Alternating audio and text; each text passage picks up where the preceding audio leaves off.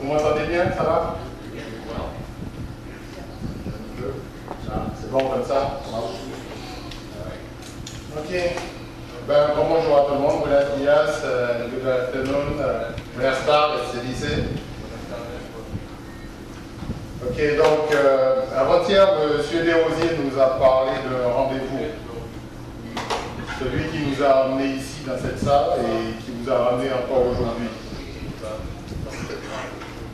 Et là, aujourd'hui, je vous parlerai d'un autre rendez-vous. Celui que vous avez avec votre notaire. Enfin, pour la France, c'est des notaires. Aux États-Unis, je ne sais pas si c'est des attorneys ou... Enfin, en France, ce sont des notaires qui s'occupent de ces affaires parce qu'il vous a envoyé une convocation pour affaire d'héritage vous concernant. Papier.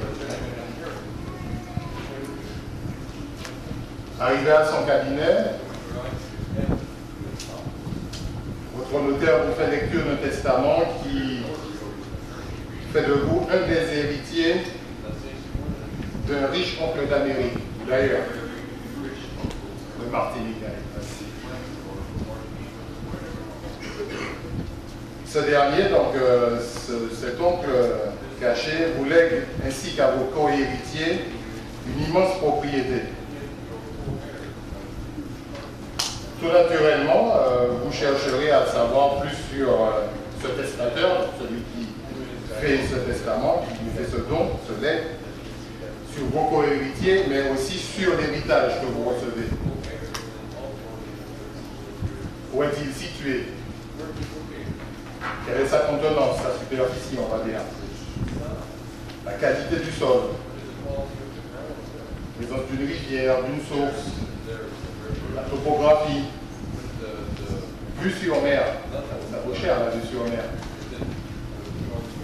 L'orientation du terrain par rapport au soleil, au vent, tout ça compte.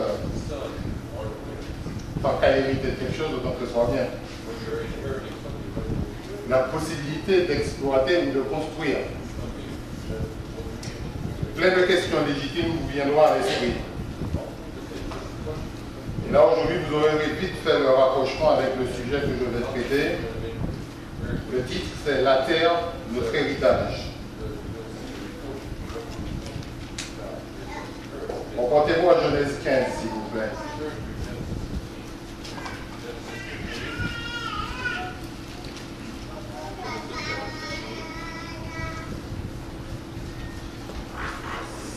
C'est la première fois que la Bible mentionne le terme d'héritier.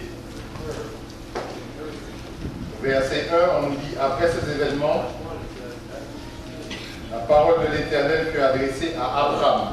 Tout court. Dans une vision, il lui dit, Abraham, le point, je suis ton bouclier et ta récompense sera très grande.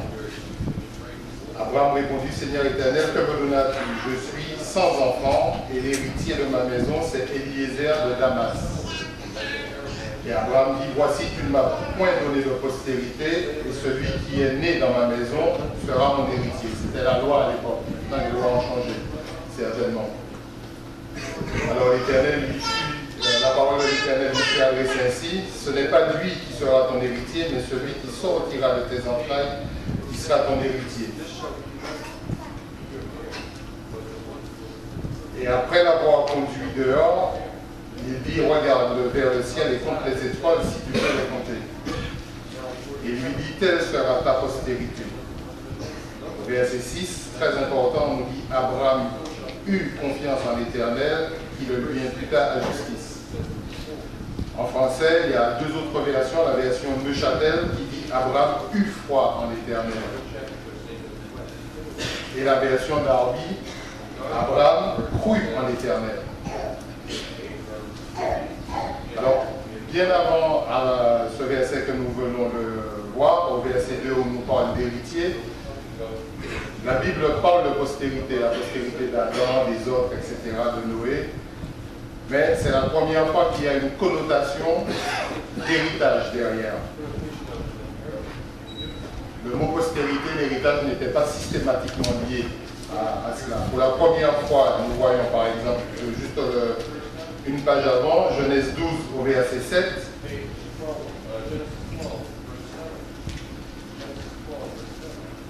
l'Éternel parut à Abraham et lui dit, je donnerai ce pays à ta postérité. On voit le terme postérité, mais aussi on voit cette possibilité de donner, de recevoir quelque chose. C'est la première fois que cette mention d'héritage est sous-entendue.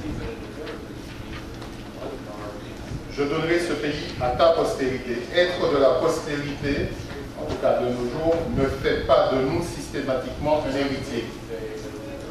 Les lois françaises, par exemple, prévoient qu'il y ait un minimum qui est du parent à l'enfant, mais les parents peuvent disposer du reste de leurs biens et donner à des étrangers, à une association et à n'importe qui. Donc, être de la postérité, être descendant, ne fait pas de nous systématiquement des héritiers. On peut être des héritiers par le testateur. Là, nous avons vu dans l'Ancien Testament. Allons maintenant dans Matthieu 5, au verset 5.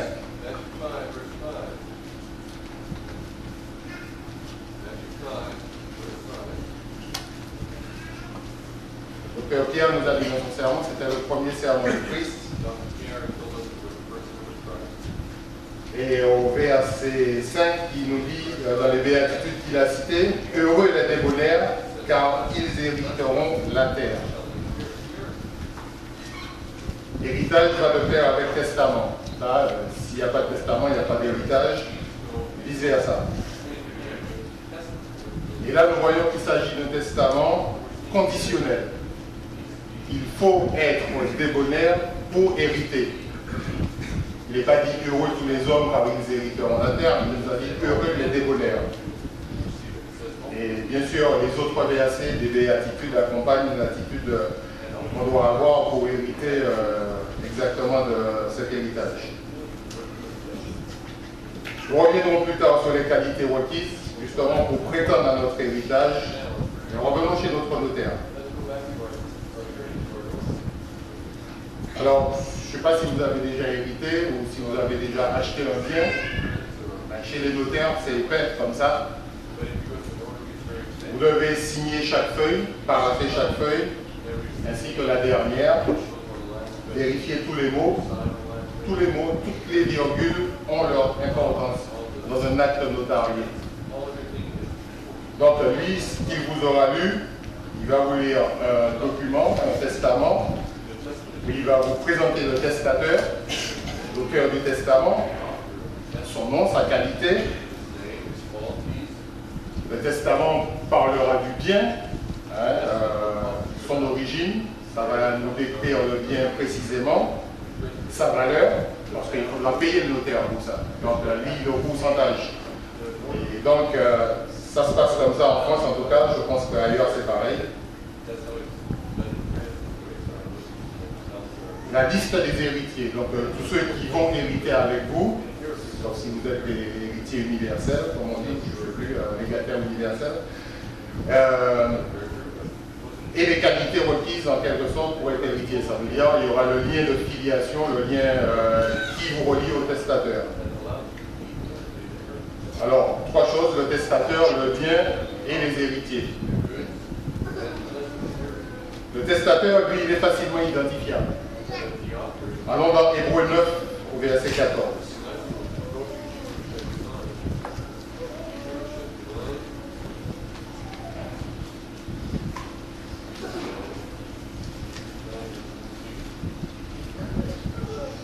C'est le verset 16 qui nous intéresse, mais nous allons prendre le verset 14 pour l'intelligence du verset 16.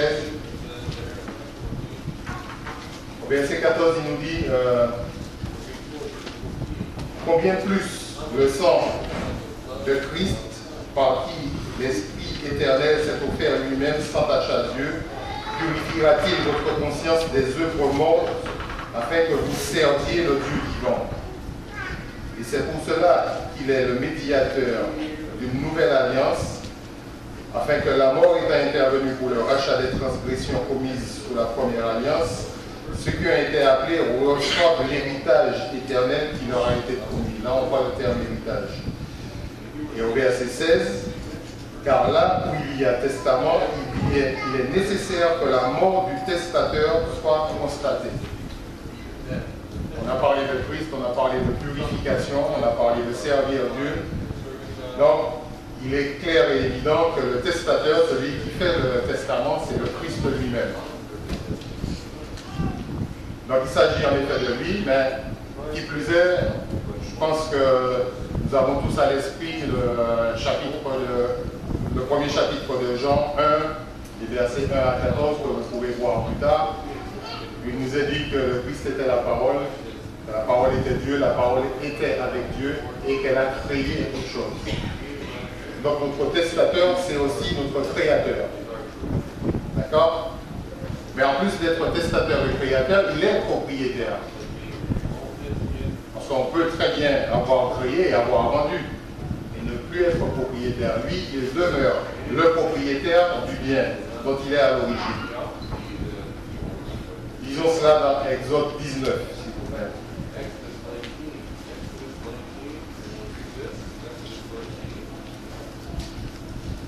Verset 5. Maintenant, si vous écoutez ma voix et si vous gardez mon alliance, vous m'appartiendrez dans tous les peuples, car toute la terre est à moi. Ça, c'est le sceau.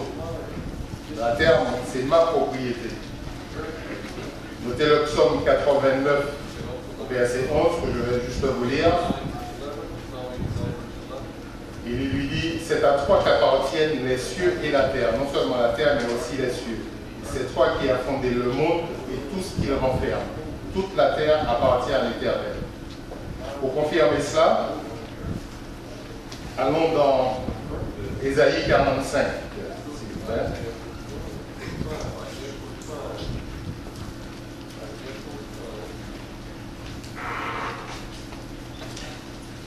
Verset 18.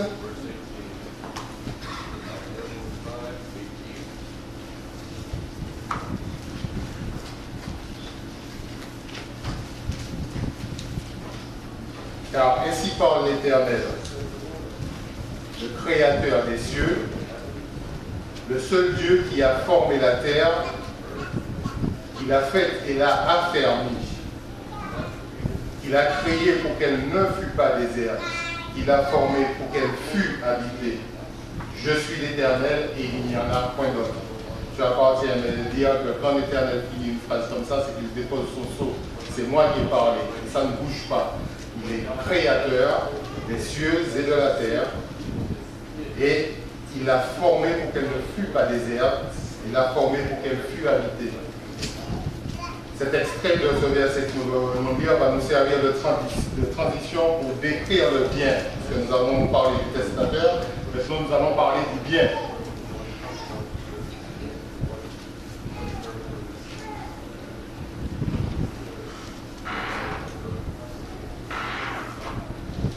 Quand on s'intéresse à cette terre sur laquelle nous vivons, il faut reconnaître que c'est un véritable chef-d'œuvre. C'est l'ouvrage d'un grand Dieu. C'est le même Dieu qui déclare à Job, allons dans Job 38,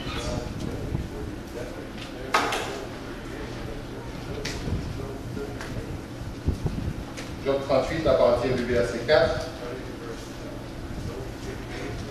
Je vous conseillerais de relire et de lire encore l'histoire de Job, elle est vraiment très intéressante. Et là, c'est Dieu qui prend le relais d'Élu. Et Dieu dit à Job au verset 4, « Où étais-tu quand je fondais la terre? Dis-le si tu as de l'intelligence. Qui en a fixé les dimensions? Le sais-tu? Ou qui a étendu sur elle le cordeau? Sur quoi ces bases sont-elles appuyées? Ou qui en a posé la pierre angulaire? Alors que les étoiles du matin éclataient en chants d'allégresse et que tous les fils de Dieu poussaient des cris de joie. » Ce sont les anges qui ont assisté à la création de la terre et qui ont trouvé quelque chose de formidable. C'est pourquoi ils applaudissent. Comme nous, quand on entend de la belle musique, quand on voit quelque chose de magnifique. Donc, ils ont vraiment éclaté en chant d'allégresse quand Dieu a créé la terre. Alors, si vous cherchez à savoir Vous savez, en général, mais c'est vraiment à la Terre, à tout ce qui nous entoure. Tout montre que c'est une planète idéale pour la vie. Elle a été formée pour être habitée. On l'a lu tout à l'heure dans Isaïe 45. Il y aurait tant à dire que la journée ne suffirait pas. Nous allons juste parler de quelques faits marquants. Pourquoi la vie sur la Terre, par exemple? En fait, comment la vie sur la Terre? L'oxygène. Là, nous sommes assis tranquillement. Je suis là, je vous parle, vous m'écoutez, nous respirons sans faire attention. Mais nous avons de l'oxygène qui rentre dans nos poumons. Mais cet oxygène, il est présent dans l'atmosphère à 21%. C'est vraiment le taux idéal. Les études ont montré qu'avec un taux de 15%, jusqu'à 6 points en moins, nous suffocerions tous. On n'arriverait plus à vivre, à respirer, les animaux comme les hommes. Et avec un taux plus élevé, 4 points, donc 25%, les plantes et tous les matériaux combustibles, le bois, les arbres, tout ce qui est naturellement combustible, auraient brûlé beaucoup plus facilement, de façon quasi spontanée. Il y a juste ce qu'il faut pour nous, pour que nous puissions vivre. Et on comprend mieux pourquoi dans Genèse 2, au verset 7, il nous dit qu'il s'agit de souffle de vie.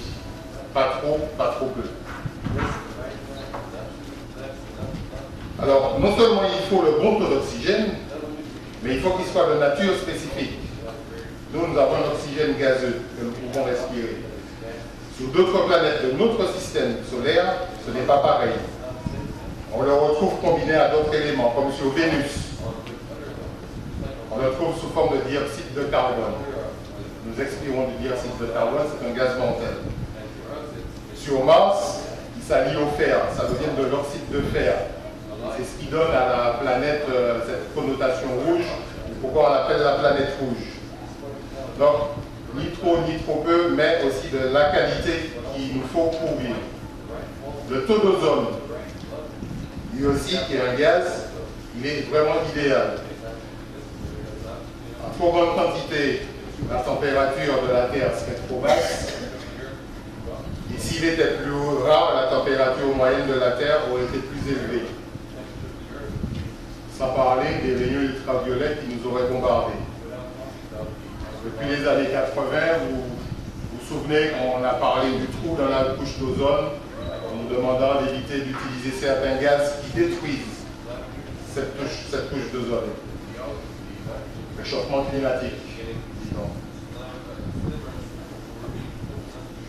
La transparence de l'atmosphère est juste aussi comme il faut. Juste pour recevoir suffisamment de lumière, mais pas trop. Même la présence des nuages. C'est vrai qu'en faisant cette recherche, j'ai appris qu'il y a environ 60% d'ombre en permanence sur la Terre. En agriculture, on utilise des ombrières quand on a trop de soleil. Ayant préparé le sermon à l'avance, dans l'avion, je regardais effectivement, on voit les taches d'ombre sur la mer, sur le sol, quand on est sur le sol. Regardez ce que nous sommes toujours dans Job 38, au verset 37. Regardons ce que Dieu dit à Job. Un verset qui pourrait paraître anodin, mais il dit à Job, qui peut avec sagesse compter les nuages et verser les outres des cieux? Alors non seulement le nuage pour l'ombre dont on a parlé, mais aussi les nuages pour l'eau. D'accord? Et qui peut avec sagesse, c'est vrai que je n'avais jamais pensé au nombre de nuages et tout. Donc le nombre de nuages, Dieu en prend soin pour nous, pour notre bien-être. Et dans le psaume 121, verset 6, notez-le, il nous est dit que pendant le jour, le soleil ne te frappera point, ni la lune pendant la nuit. Donc même à ce niveau-là, Dieu fait attention à nous.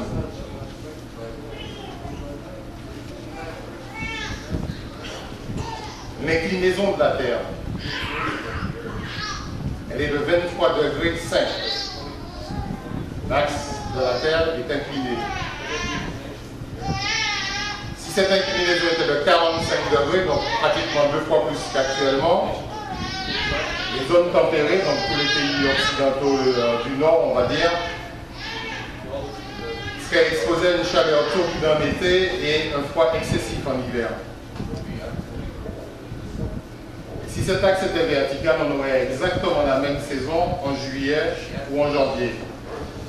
Pendant 6 mois, on aurait eu de la glace un peu partout, et les 6 autres mois, on serait inondé par la fonte de ces glaces.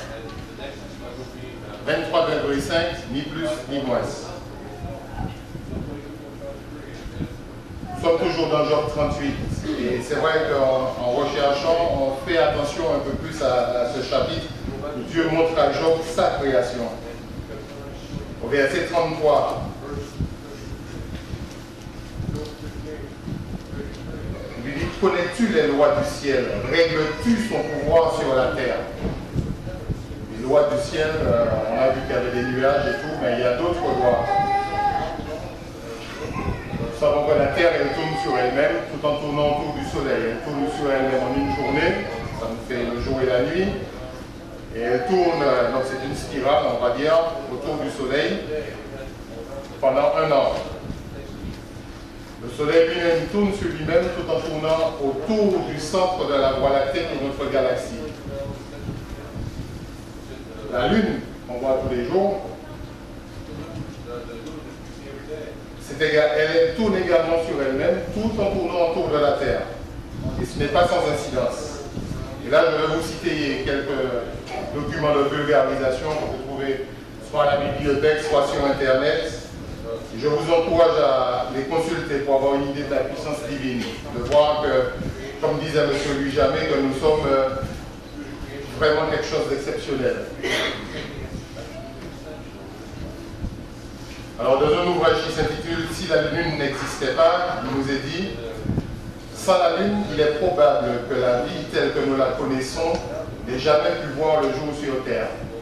Elle est à 385 000 km à peu près, mais sans elle, on n'aurait pas pu vivre sur Terre. Bien que la Lune soit notre satellite naturel, son influence sur notre planète est immense. Nous comprenons mieux pourquoi Dieu dit: ni la Lune ne te frappera au cours de la nuit. C'est la Lune qui organise les marées. Les marées ont pour but de nettoyer les côtes, entre autres choses, et de permettre que l'axe de la Terre reste incliné à la bonne inclinaison.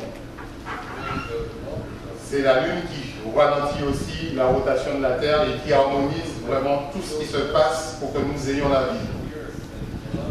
Sans la Lune, on nous dit que notre Terre serait un monde déchaîné par des vents violents et des cataclysmes, et seule une forme de vie primitive serait capable de résister à un tel climat. Elle nous protège des pluies de météores. On voit regarder la Lune, même à l'œil nu, on voit des taches, des cratères, et on sait que ce sont des impacts de météores. Elle nous protège donc de ces météores, tout comme Saturne et Jupiter, qui sont dans le même système solaire et qui travaillent comme des aspirateurs par la loi gravitationnelle. Elles attirent tout ce qui passe et nous protègent du coup. Vous comprenez mieux pourquoi Dieu parle de loi du ciel. Il n'y a pas de cordon ralliant la Terre à la Lune ni à Saturne, mais il y a vraiment des lois du ciel. On nous dit aussi dans cet ouvrage que l'inclinaison, l'obliquité de 4 des planètes telluriques, donc il y a des planètes qui sont telluriques, ça veut dire qui ont du sol comme nous, et des planètes gazeuses. Donc, 3 des 4 planètes telluriques de notre système, les axes sont variés et ça a donné des catastrophes. Nous, la Terre est une exception. Grâce à la Lune, on arrive à garder exactement cette inclinaison. Donc, notre existence sur la Terre dépend dans une large mesure de l'existence de la Lune. Dans notre révolution autour du Soleil, ce n'est pas tout à fait un cercle. Des fois nous sommes très près, des fois nous sommes très loin, entre guillemets. Nous nous approchons et nous éloignons du Soleil. Et ça, si on était vraiment trop près ou trop loin, on serait gelé ou brûlé. Nous nous déplaçons exactement à la bonne distance. Donc, nous voyons encore là que notre bien, c'est un bien précieux.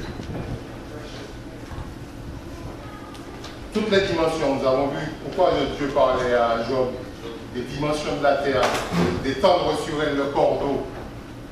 Les physiciens, les mathématiciens ont découvert après les lois de la gravitation. On ne les connaissait pas avant, mais tout est suspendu dans l'air, tout tient à merveille, tout tourne en harmonie, uniquement par les distances et les masses. Et je ne parle même pas, parce que je n'aurai pas le temps, des lois électromagnétiques qui font tourner, parce que la Terre, il faut aussi savoir pourquoi elle tourne. Renseignez-vous, vous le verrez. Il y a donc un noyau électromagnétique au centre de la Terre qui permet justement cette rotation. C'est un des moteurs qui l'a fait tourner, sans compter l'action des autres planètes autour. Et là, on peut comprendre mieux l'émotion d'un monsieur qui s'appelle William Anders. Il a aujourd'hui de 80 ans. Il était pilote du module lunaire de la mission Apollo 8. Et le 24 décembre 1968, il y a 45 ans, à peu près, le module entra en orbite lunaire. Ça veut dire que la petite capsule Apollo 8 devint satellite de la Lune. Et pour la première fois, l'homme a pu voir la face cachée de la Lune. Parce que la Lune, bien qu'elle tourne sur elle-même et qu'elle tourne autour de la Terre, elle tourne à une vitesse qui fait qu'on la voit figée, en quelque sorte. On ne voit pas la face cachée.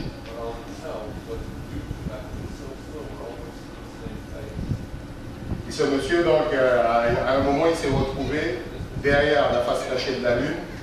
Et il y avait une émission de télévision en direct avec des images où on avait la Lune et la Terre. C'est la première fois qu'on avait cette image. Et il a pris sa Bible en disant Genèse 1:1. Et je pense qu'il avait beaucoup d'émotions dans la voix en disant qu'au commencement, Dieu créa les cieux et la terre. Et l'article nous dit que c'est la première fois que témoignage chrétien a été rendu dans l'espace quand l'homme a vu la terre derrière la Lune. Mais David, lui, il n'avait pas de satellite à son époque. Le psaume 19, il nous dit que les cieux racontent la gloire de Dieu. Vous allez le lire à la maison. On le chante aussi, les cieux proclament la gloire de Dieu, etc. Mais Paul aussi, un peu plus proche de nous, Paul, reportez-vous à Romains 1, s'il vous plaît.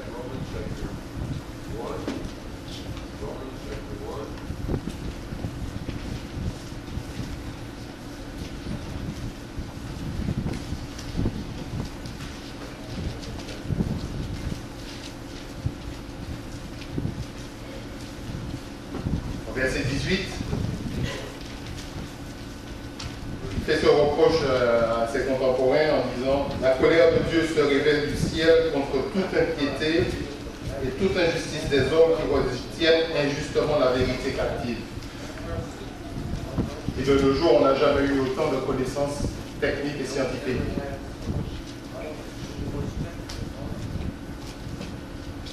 En effet,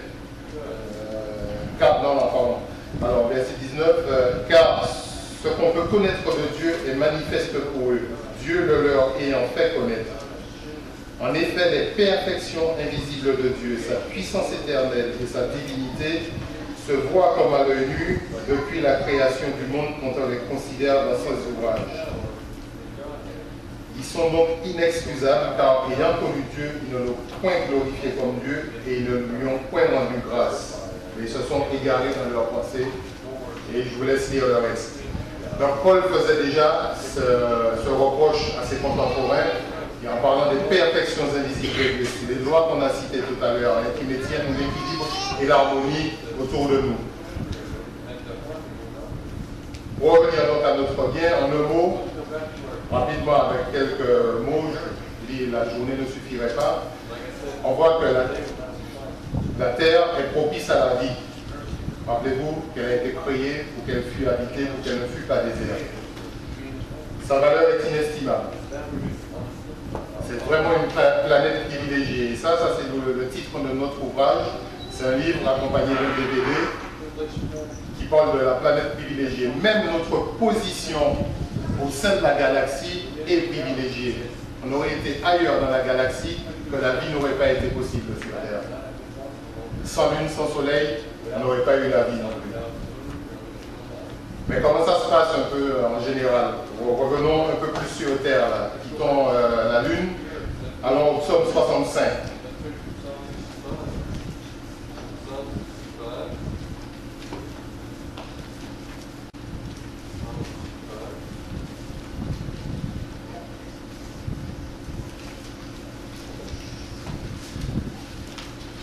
Verset 10.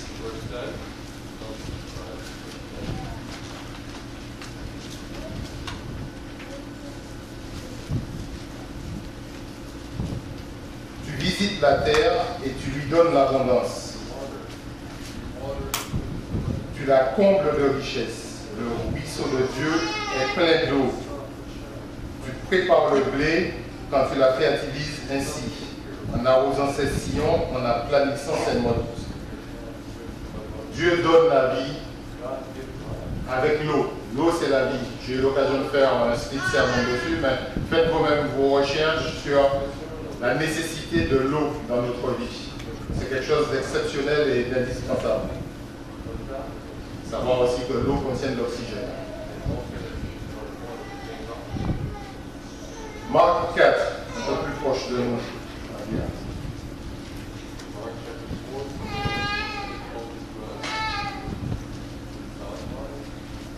Au verset 28, il nous dit que la terre produit d'elle-même d'abord l'herbe, puis l'épi, puis le grain, tout formé dans l'épi, et dès que le fruit est mûr, on y met la faucille, car la moisson est prête. Je ne parle pas du contexte, mais je parle de l'exemple qui a été pris pour montrer que personne n'a besoin d'intervenir dans le processus de la croissance. Nous voyons que la terre produit d'elle-même, il nous est dit, d'abord l'herbe, puis l'épi. Donc tout ce processus de croissance, personne n'a besoin d'intervenir. Tout est là, prévu par Dieu. Et que dire des hommes? Il y a eu beaucoup de sermons, beaucoup d'écrits sur l'homme. Je vous cite simplement 1 Corinthiens 15, 47, où on nous rappelle que le premier homme est tiré de la terre. Nous sommes poussière. Monsieur Pierre, docteur Pierre nous l'a rappelé dans sa sermonnette. Et David avait conscience aussi de ce qu'est l'homme. Je ne vais pas aller plus loin que le psaume 139, verset 14, où il dit que je te loue de ce que je sois une créature si merveilleuse. Tes œuvres sont admirables et mon âme le reconnaît bien. Nous savons que nous avons ce potentiel en nous d'être des choses merveilleuses, des créatures merveilleuses. Devant tous ces faits, on est passé très rapidement, et notamment devant l'extrême complexité de l'ADN. Vous savez, dans l'ADN, dont on parle sans arrêt maintenant dans toutes les enquêtes policières, partout on parle d'ADN. De nombreux scientifiques pensent de plus en plus à une notion de dessin intelligent. Alors, le dessin intelligent, on nous dit que c'est enfin, ils reconnaissent qu'il y a une création, mais qu'il y a aussi une évolution. On nous dit que c'est une théorie qui est maladroitement à cheval entre l'histoire d'Adam et Ève, que nous révèle la Bible, où Dieu est au centre de la création, et la théorie de l'évolution de Charles Darwin. Donc, on sent qu'il y a une volonté de reconnaître quelque chose. C'est-à-dire qu'on n'est plus évolutionniste à 100%, mais on sent qu'il y a quand même une création derrière. On sent qu'il y a une présence divine ou une présence supérieure. Pour continuer, nous avons donc vu qui était le testateur. Nous avons pris connaissance de la nature et de la valeur du bien. Reste à voir maintenant les conditions requises pour en hériter. Ça, c'est là que c'est important. Revenons à Matthieu 5 de tout à l'heure.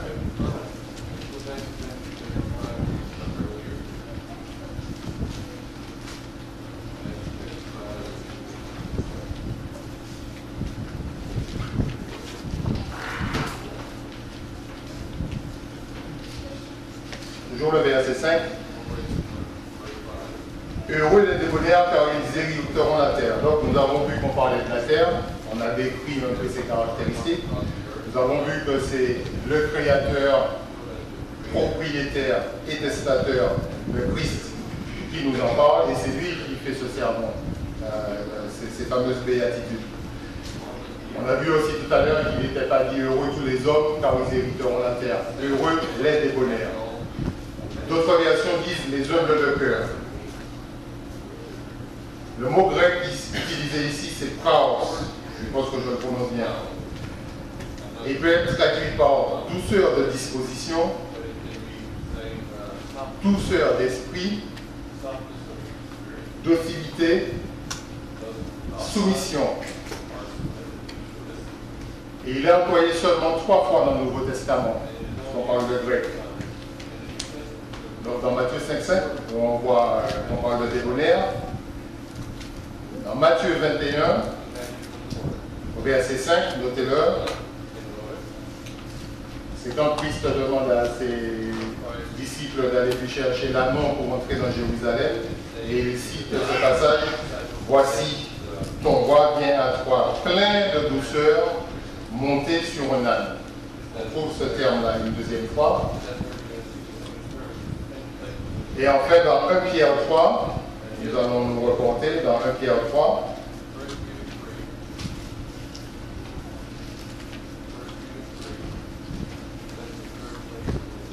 Au verset 3.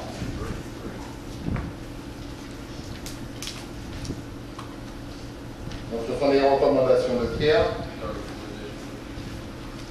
Et non cette parure extérieure qui consiste dans les cheveux tressés, les ornements d'or ou les habits qu'on revêt, mais la parure intérieure est cachée dans le cœur, la pureté incorruptible d'un esprit doux et paisible. Et c'est là que ce mot doux est employé. C'est la 3e fois qu'il est employé dans le Nouveau Testament. C'est juste pour cadrer un peu ce que Christ entend quand il parle de heureux les débonnaires. Là, on parle de douceur et de paisibilité. Douceur et paix vont ensemble. Mais c'est la fin du verset qui est intéressante aussi. Il nous dit qui est d'un grand prix devant Dieu. On aurait pu être doux et paisible et ça n'aurait rien fait à Dieu, mais c'est d'un grand prix devant lui.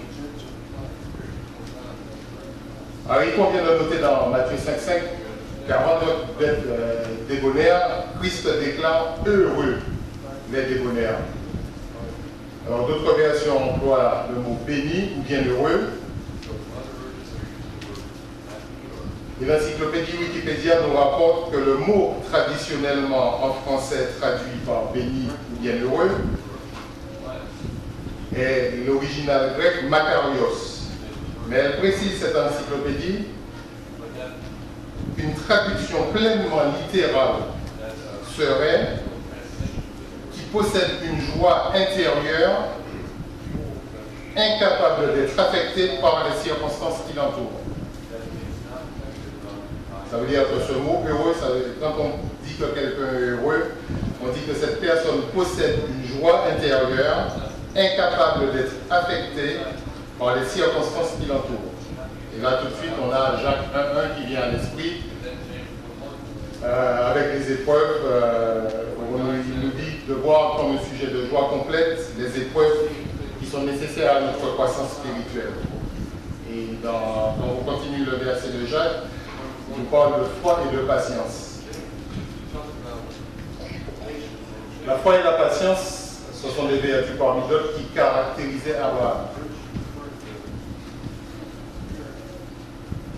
On va revenir dans Genèse 12, rapidement.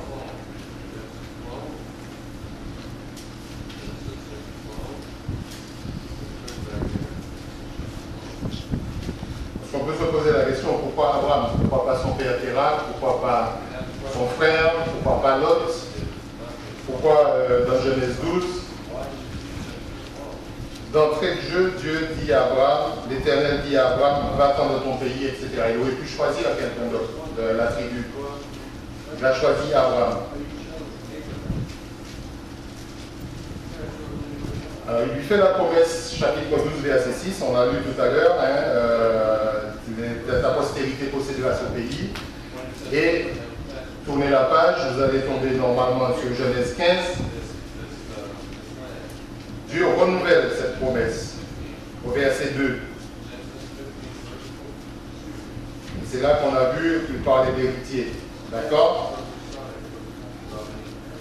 Ce qui est intéressant de noter, c'est qu'au verset 1, on nous dit après ces événements. La parole de l'Éternel fut adressée à Abraham dans une vision. Il lui dit, ne crains point, je suis ton bouclier et ta récompense sera grande. Et là, il renouvelle sa promesse. Mais après ces événements, quels événements? Là, on vient de voir au chapitre 12, il lui fait une première promesse. Et là, il renouvelle cette promesse. Et entre les deux, nous avons trois chapitres, on va dire, deux chapitres. Le verset 13, le chapitre 13. Nous voyons que Abraham, on a dit que c'est l'oncle de Lot. Vous lirez le chapitre, l'histoire, c'est que les bergers de Lot et les bergers d'Abraham ne s'entendaient pas. Et Abraham, qui est l'aîné, dit à son neveu, si tu vas à droite, j'irai à gauche. Va, il n'y ait pas de querelle entre nous. Un homme de paix, on a parlé de la paix. Un homme de douceur, parce que je vois mal dire à son petit neveu, c'est comme si je disais à Thibaut, si tu vas à droite, j'irai à gauche. ça passera pas. D'accord? Douceur, humilité, considération des intérêts de l'autre. D'accord? Ce que nous recommande Philippiens 2 au verset 4. Notez-le. Ayez toujours en vue les besoins des autres, en quelque sorte. Je paraphrase. Nous voyons déjà ce trait de caractère chez Abraham tout court. Il n'a pas encore changé de nom. Au chapitre 14, qu'est-ce qui se passe au chapitre 14? Il est attaqué, il gagne la guerre contre les ennemis. Et on nous dit au 14 au verset 20, avec le butin qu'il a, il donne la dîme à Melchisédek. Il aurait pu garder pour lui, il était en voyage, n'oubliez pas, il avait quitté chez lui, il était en voyage. Il donne la dîme, marque de fidélité. C'est de la foi, la fidélité et la foi sont synonymes. Il était fidèle à Melchisédek, à son Dieu, puisqu'il l'avait reconnu. Et tout de suite, le verset d'après, le roi de Sodome qui lui propose de garder les richesses, alors que Sodome était déjà étiqueté comme ville pécheresse. Genèse 13, 13. Donc, il n'a certainement pas voulu participer avec aisance au péché de Sodome, mais il a aussi, on peut dire qu'il a aussi ce passage de Acte 20, 35 en tête. Il y a plus de bonheur à donner qu'à recevoir. Il a dit au roi, non, tu gardes tes richesses. Il n'en voulait pas. Donc, nous voyons à travers juste quelques petits versets qu'Abraham avait déjà les fruits de l'esprit qu'on retrouve dans Galates 5, 22. Vous les chercherez, vous les comparerez. Et ce sont des fruits que les chrétiens doivent avoir et qu'ils doivent développer. Et dernier trait de caractère, on peut le dire rapidement dans Genèse, c'est que quand Dieu lui a fait la promesse dans Genèse 12, 2, on nous dit qu'il était âgé de 75 ans. Et dans Genèse 21, au verset 5, à la naissance d'Isaac, il avait 100 ans. Il a attendu quand même 25 ans pour avoir un enfant. D'accord? C'est une autre marque de fruit de l'esprit, c'est la patience qu'Abraham a montré. Et les héritiers doivent aussi développer les fruits de l'esprit comme leur ancêtre spirituel. Nous allons voir quelques liens qui nous relient justement avec celui qui a reçu la promesse. Faisons de nous des héritiers. Allons à Romains 4, s'il vous plaît.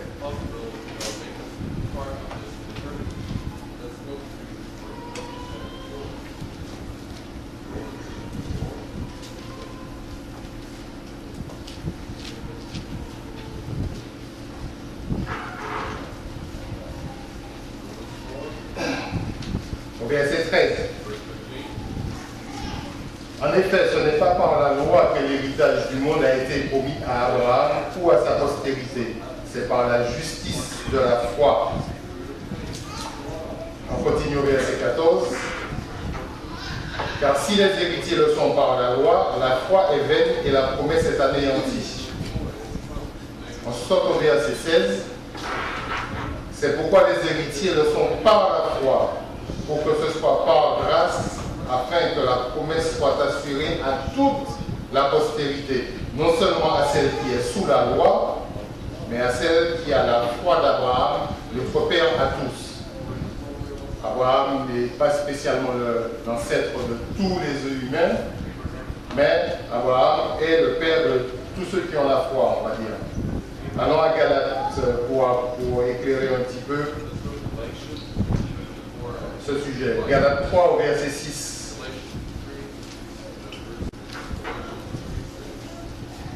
Comme Abraham crut à Dieu et que cela lui fut imputé à justice, reconnaissez donc que ce sont ceux qui ont la foi qui sont fils d'Abraham. Ceux qui ont la foi sont fils d'Abraham, pas seulement les descendants de sa lignée physique, nous allons dire. L'héritier a donc la foi comme son ancêtre. Nous avons vu qu'il avait la foi, ça on l'a dit et répété. Dans le même chapitre au verset 16, Galates 3 au verset 16. Or, les promesses ont été faites à Abraham et à sa descendance. Il n'est pas dit aux descendances, comme s'il s'agissait de plusieurs, mais il s'agit d'une seule, et à sa descendance, c'est-à-dire à Christ. D'accord? Il s'agit d'une seule postérité, c'est-à-dire à Christ. Le verset 28 du même chapitre, Galates 3, 28. Il n'y a plus ni juif, ni grec, ni esclave, ni libre, il n'y a plus ni homme, ni femme, car tous vous êtes un en Jésus-Christ, et si vous êtes à Christ, vous êtes donc la descendance d'Abraham, héritier selon la promesse. Il faut être à Christ pour devenir héritier. Que faut-il donc pour être à Christ? Romains 8.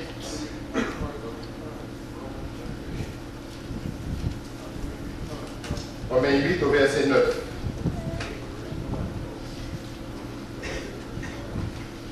Pour vous, vous ne vivez pas selon la chair, mais selon l'esprit. Si du moins l'esprit de Dieu habite en vous. Si quelqu'un n'a pas l'esprit de Christ, il ne lui appartient pas. Si on n'a pas l'esprit de Christ, on n'est pas chrétien. C'est une définition simple. Plus simple, il n'y a pas. Appartenir à Christ, c'est être sa propriété. D'accord? Vous allez noter Acte 27 au verset 23. Et c'est Paul, je vous lis le verset. Paul dit, un ange du Dieu à qui j'appartiens et que je sers. Vous voyez comment il exprime cette appartenance. Il dit, un ange du Dieu à qui j'appartiens et que je sers m'est apparu cette nuit. Appartenons-nous à Dieu? Avons-nous reçu son esprit?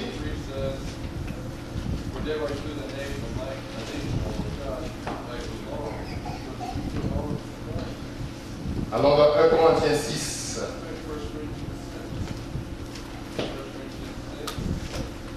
Au verset 19. Ne savez-vous pas que votre corps est le temple du Saint-Esprit qui est en vous et que vous avez reçu de Dieu et que vous ne vous appartenez point à vous-même, car vous avez été, au verset 20, car vous avez été rachetés à un grand prix. Glorifiez Dieu donc dans votre corps et dans votre esprit qui appartiennent à Dieu. Nous ne nous appartenons pas, nous appartenons corps et esprit à Dieu, car nous avons été rachetés. Un peu plus loin, Paul aussi dans Tite 2.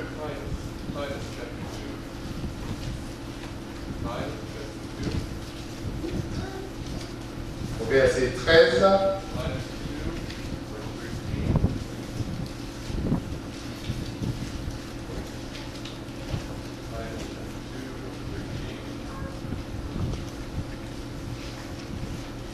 Nous a dit, en attendant la bienheureuse espérance et la manifestation de la gloire de notre grand Dieu et Sauveur Jésus-Christ, il s'est donné lui-même pour nous, afin de nous racheter de toute iniquité et de se faire un peuple qui lui appartienne, purifié par lui et zélé pour toute bonne œuvre.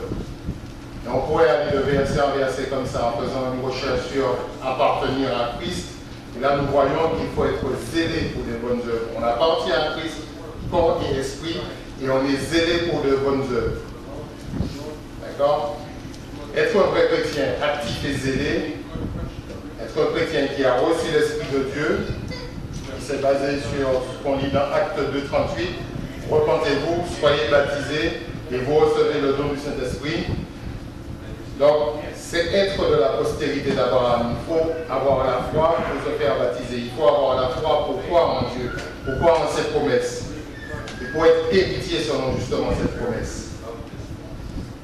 Je vous cite rapidement parce que le temps court. Il faut garder les commandements de Dieu pour lui être agréable.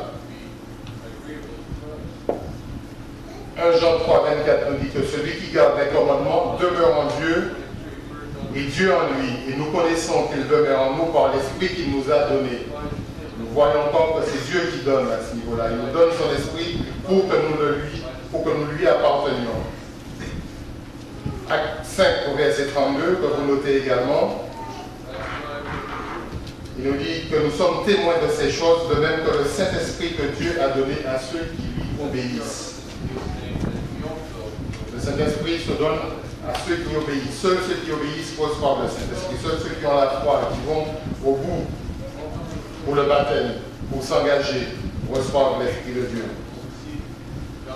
Mais il faut savoir aussi que cet Esprit qui scelle notre appartenance à Dieu, Paul disait ce Dieu auquel j'appartiens, cet esprit qui scelle notre appartenance à Dieu peut se retirer si nous désobéissons. Nous voyons que Dieu donne l'esprit à ceux qui lui obéissent.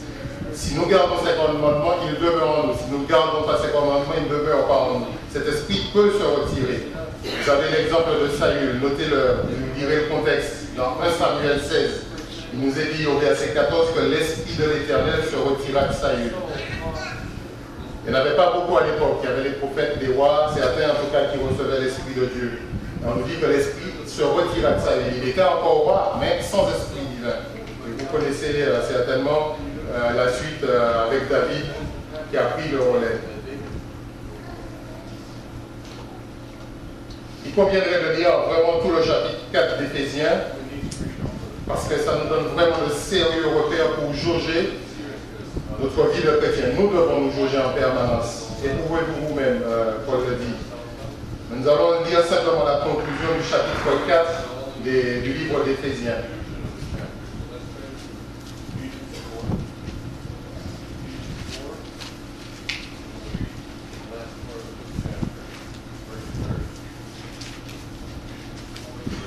N'attristez pas le Saint-Esprit de Dieu par lequel vous avez été scellés pour le jour de la rédemption. Toujours la même image. Scellé, ça veut dire appartenir. Là, on est fermé, on appartient à Dieu, on est consigné en quelque sorte pour Dieu. Et il nous donne au verset 31 vraiment la marche à suivre. Que toute amertume, toute animosité, toute colère, toute clameur, toute calomnie et toute espèce de méchanceté disparaissent du milieu de vous. Si ces choses doivent disparaître de nous, c'est qu'elles y sont. N'oubliez pas ça. Sinon, il n'aurait pas cité ça. Si ces choses doivent disparaître, c'est qu'elles sont en nous. Et nous devons donc les faire disparaître.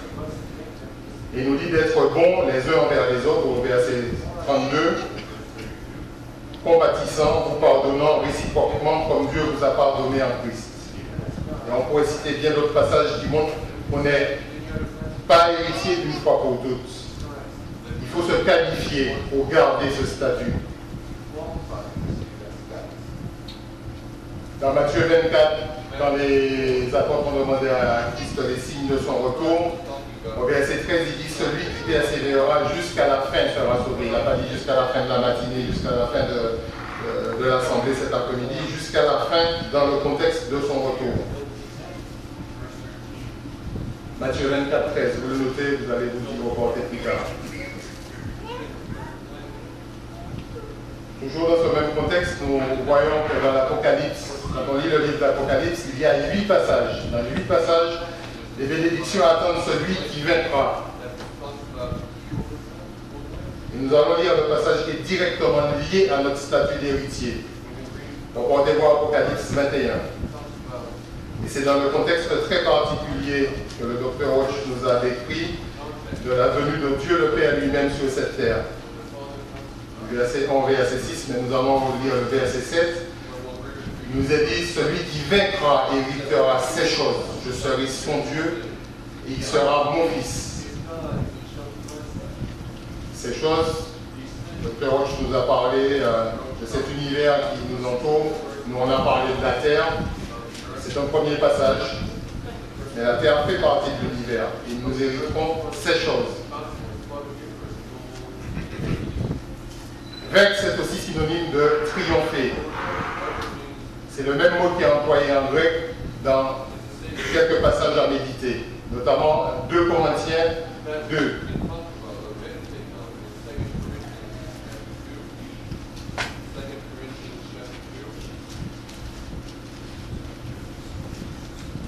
Au verset 14.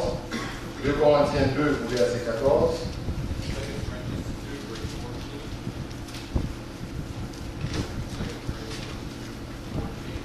Grâce soit rendue à Dieu qui nous a fait pour, qui nous fait toujours triompher en Christ et qui répand. Alors grâce soit rendue à Dieu qui nous fait toujours triompher en Christ et qui répand par nous en tout lieu l'odeur de sa connaissance. Je n'ai jamais fait attention à la fin du verset, en toute honnêteté. Vous savez, M. Arson nous parlait hier du sel. Juste un petit peu de sel balkanien, comme il disait. Mais là, si quelqu'un rentre ou quand quelqu'un nous rencontre, qu'est-ce qu'il dit? Ça sent le chrétien. C'est important. Nous devons répondre en quelque sorte l'odeur de la connaissance de Dieu. Parce que Dieu nous fait triompher toujours en Christ. Ce n'est pas facile tous les jours. Certes, ce n'est pas facile. Mais il nous fait triompher en Christ. Et le Christ lui-même nous a dit, Jean 16 au verset 33, je vous ai dit ces choses afin que vous ayez la paix en moi. Vous aurez des tribulations. Il n'a jamais dit que c'était un chemin facile. Il n'a jamais dit que c'était l'hypocrisie. Il n'a jamais dit ça. Il a dit que vous aurez des tribulations dans le monde, mais prenez courage car j'ai vaincu le monde. Et Paul nous appelle à être ses imitateurs comme il est du Christ. Autrement dit, à vaincre le monde aussi. Nous avons donc la possibilité de vaincre pour nous qualifier. Allons dans 1 Jean 5, s'il vous plaît.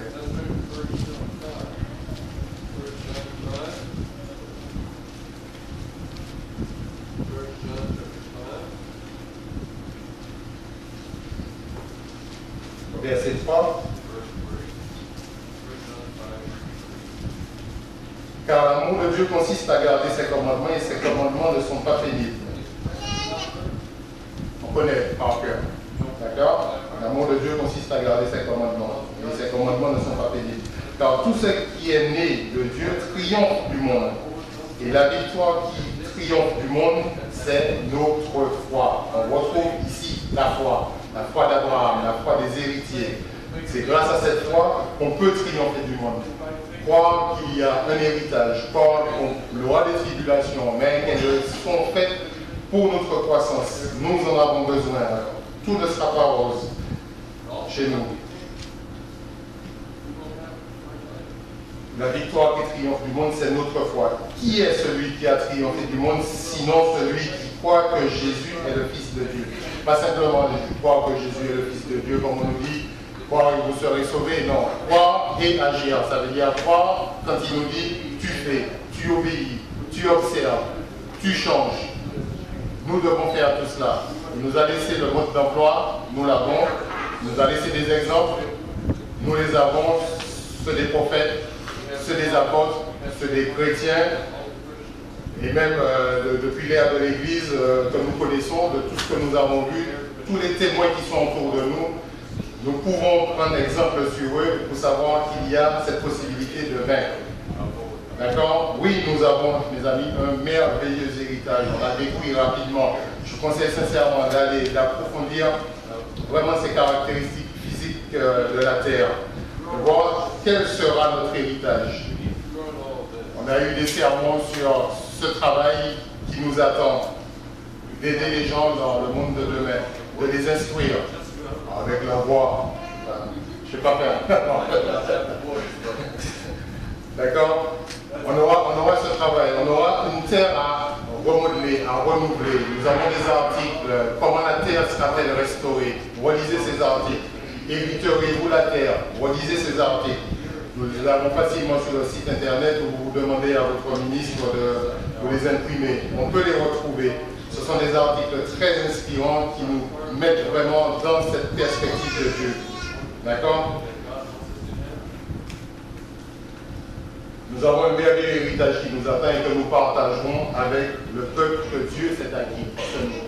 Tout seul sur l'héritage, ça ferait beaucoup un peu, hein, d'accord? Et là, on sera plusieurs à partager cet héritage. Je vais entrer dans le détail des co-héritiers. Ce sont nos frères et sœurs. Ce sont ceux que Christ nous demande d'aimer comme nous-mêmes. Aussi bien que notre prochain, mais un peu plus ceux-là, même ceux qu'on pourrait ne pas aimer. Mais il faut absolument les aimer. Il faut apprendre à les aimer. Alors cet héritage, c'est cette terre. Celle que vous avez vu en dehors tout à l'heure. Elle sera dans un premier temps réparée, restaurée, et nous y serons, nous aurons la main à la pâte. Au cours du millénium, ce sera un temps de rafraîchissement, un temps de rétablissement de toutes choses. Vous allez voir ça dans l'acte 3. Et nous serons dans le gouvernement de Christ à faire ce travail. Celui qui vaincra, ou je peux dire ceux qui vaincront. Plusieurs celui, ça donne ceux en français. Celui qui vaincra, donc ceux qui vaincront auront l'honneur d'assister le Christ. Et comme nous venons de le lire, celui qui vaincra gardera son statut d'héritier sur cette terre renouvelée, mais aussi sur celle que nous a décrite le docteur Roche, cette terre spirituelle, on va dire, ces nouveaux cieux et cette nouvelle terre. Excellent sermon sur cet avenir. Moi, j'étais juste avant. Là, je parle encore de choses physiques. Et là, il nous a parlé de choses beaucoup plus spirituelles. Et à ce moment-là, quand vous avez bien avalé tout ça, c'est là que le notaire sort son stylo et il vous demande de parapher les feuilles et de signer derrière. Alors, en général, sur un acte notarié, la dernière phrase, c'est l'ayant droit déclare accepter la dite succession, donc avec des points d'exclamation pour décrire le bien, et après lecture faite, les parties ont signé le présent acte. Le notaire appose sa signature et vous apposez votre signature. Alors, qui dans la salle prend le stylo ou qui hésite à prendre le stylo? Je vous pose la question. Seul un insensé, à mon avis, refuserait de signer un tel acte. Un acte notarié qui fait de nous des héritiers sur cette terre à réparer et sur une terre à venir. Et pour terminer, je suis sûr que tout le monde sauterait sur le stylo, j'en ai qu'un. Attention. Pour Philippiens 1 au verset 6.